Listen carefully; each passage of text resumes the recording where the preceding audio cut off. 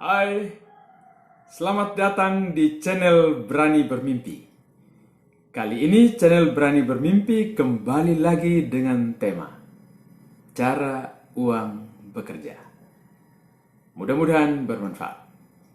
Namun sebelum menyimak informasi ini selengkapnya, mohon terlebih dahulu subscribe, like, dan bila dirasa bermanfaat, silahkan bagikan video ini.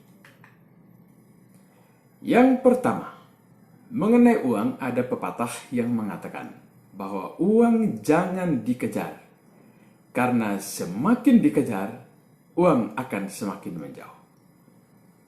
Uang itu ibarat kupu-kupu. Bila mau tangkap kupu-kupu, tanamlah bunga. Pasti kupu-kupu datang sendiri. Bahkan tidak hanya satu ekor, tetapi lebih banyak yang datang. Uang juga seperti ikan. Hamburlah pakan dan ikan akan mendekat.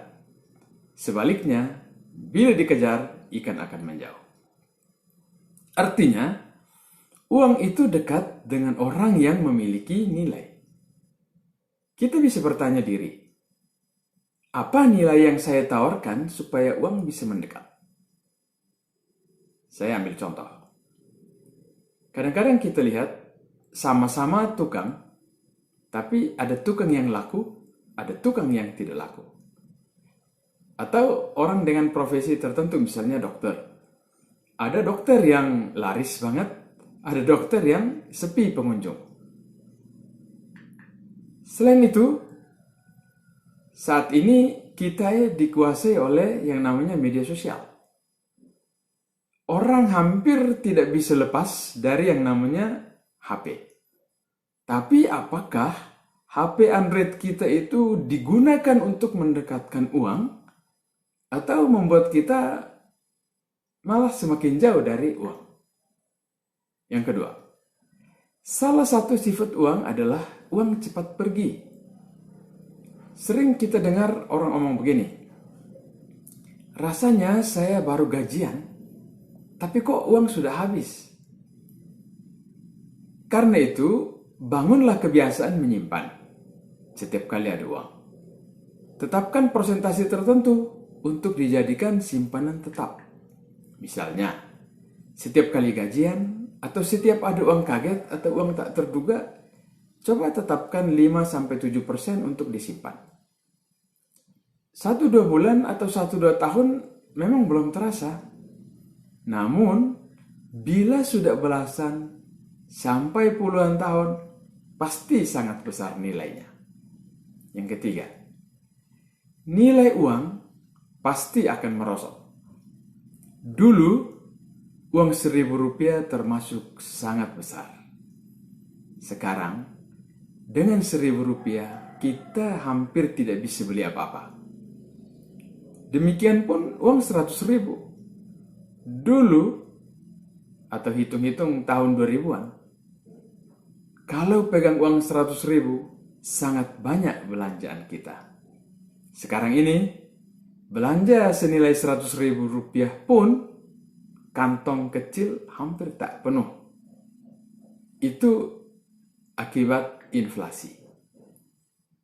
Hanya ada satu cara untuk melindungi nilai uang kita dari inflasi, yakni dengan menabung. Menabung di saham, menabung di properti, dan menabung logam mulia.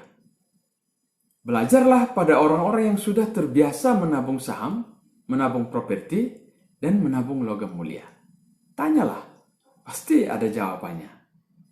Sebab kita tidak mungkin bisa mencegah yang namanya inflasi. Namun, kita bisa mencegah inflasi dengan cerdas melindungi nilai uang kita dengan menabung saham, menabung properti, dan menabung logam mulia. Yang keempat, jangan coba-coba investasikan uang pada tempat yang tidak kita kuasai. Sebab hasilnya bisa buat kita galau sekali, galau berat, atau bahkan stres. Bila ternyata uang yang kita investasikan itu tidak tumbuh, tidak berputar, atau bahkan mati. Misalnya, tidak menguasai cara beternak lele atau cara beternak ayam, atau tidak mengerti caranya mengelola kios. Jangan investasikan uang di situ, karena ujung-ujungnya bangkrut. Memang ada yang mengatakan tidak ada salahnya mencoba. Namun, bila kita hanya punya sedikit modal, sebaiknya ditabung saja.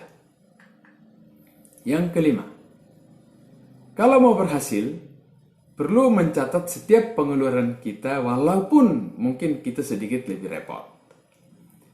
Agar apa? Agar kita tahu kemana uang kita dikeluarkan. Dalam hal ini, perlu dibedakan antara uang kerja, uang pengeluaran, dan uang modal usaha. Jangan dijadikan satu. Banyak usaha justru tidak bisa besar karena yang pertama tidak mencatat pengeluarannya, sehingga tidak diketahui persis kemana aliran uang kas. Yang kedua, pakailah keuntungan untuk terus meningkatkan omset. Jangan cepat-cepat tergoda untuk meningkatkan gaya hidup. Kurang lebih demikianlah beberapa informasi mengenai cara kerja uang. Ikuti juga video-video lainnya dalam channel ini. Semoga bermanfaat.